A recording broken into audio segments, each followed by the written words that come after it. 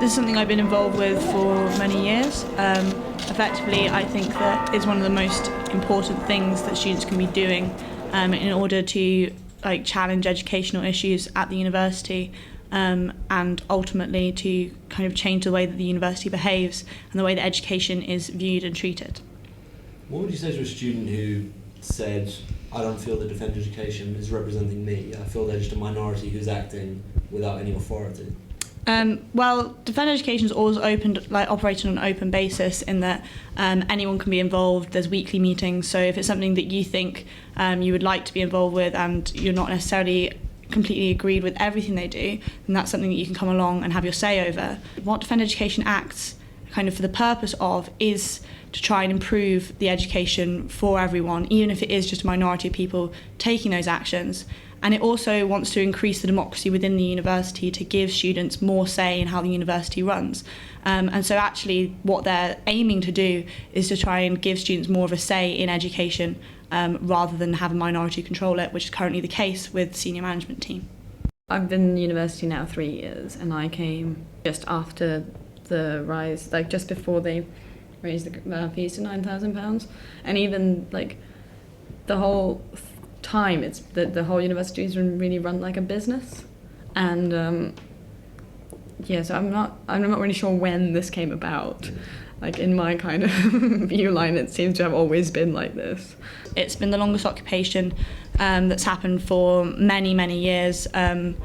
And the amount of support that's been shown has been incredible, the amount of new people being involved, the fact that education issues, the marketisation of universities, the way staff are treated here, all of these are now higher on people's agendas and have people talking about them.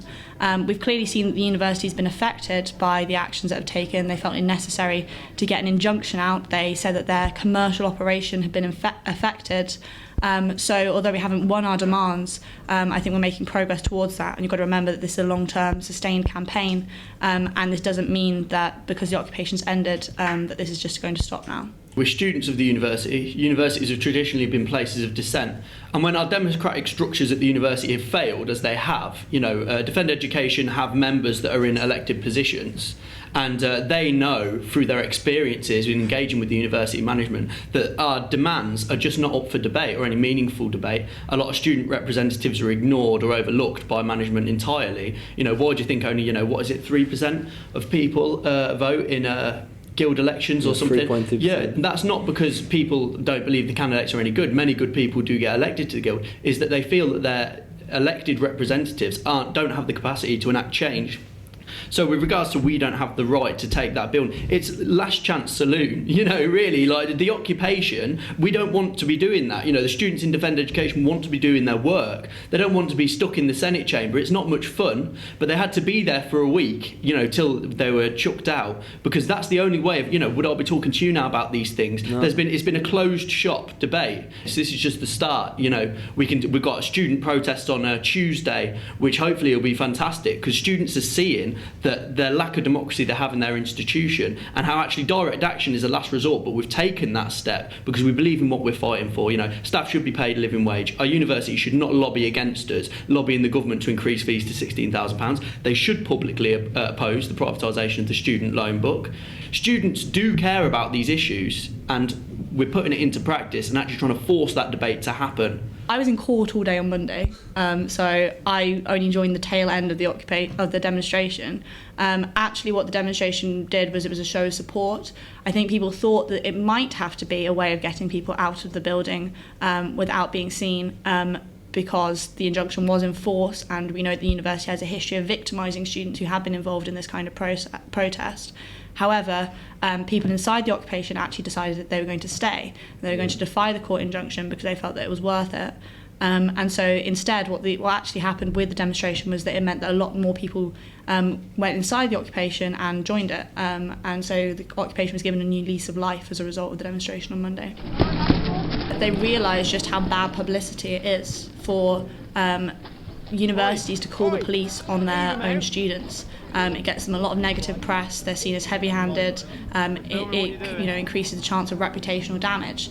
So I think that they're incredibly reluctant to do so for these reasons. I don't think it was a concern for the welfare of the students, but it was a concern for their image. Didn't you worry about getting involved in such a controversial protest, something that was so against the university? Yeah, so this is something which I actually had to think about for a very long time, and it wasn't an easy decision for me to make. But ever since I've got into this role, I felt incredibly constrained in what I do and what I say. And I think that that's often unnecessarily so.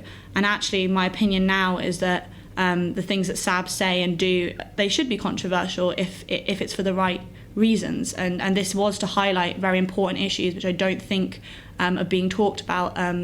This was, exposing the university for a number of wrongs it's committing, and that's exactly what I think sabbatical officers of a student union who are supposed to be holding a university to account, who are supposed to be critical of the institution, should be doing. I'm very glad that I did take part.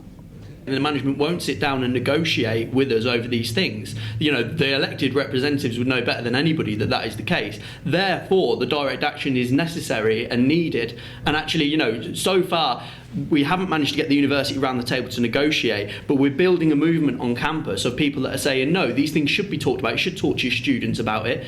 We don't have a free education system anymore. We're effectively paying the management's wages who lobby against us and refuse to talk to us. So, those sabbatical officers that have been involved, or, any other elected representatives, are given complete credit, because it's quite difficult for them to stick their heads above the parapet and do it. And they've done it, and they've opened a really important debate, and hopefully we can sit down with management and negotiate over these things and win our demands, which are reasonable and implementable and non-controversial. I feel any of the debate surrounding the occupation or defend education's tactics, it is never mentioned it's never mentioned our actual demands, which are reasonable. I think I believe that all students should agree with them, or that they do.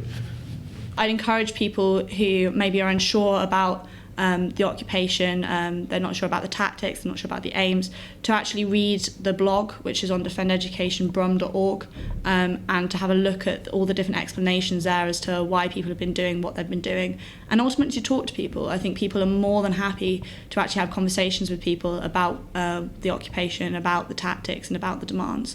If you've got questions and if you want to know more, and even if you're unsure, then please come and talk to us, come and debate it out with us, because this isn't about saying that everything we're doing is right, but it is about creating debate on these kind of issues. As far as I'm aware, the campaign has decided that it's going to continue, that they're not going to be stopped just because the occupation's ended, and that there are a lot more different actions planned over the coming weeks and months.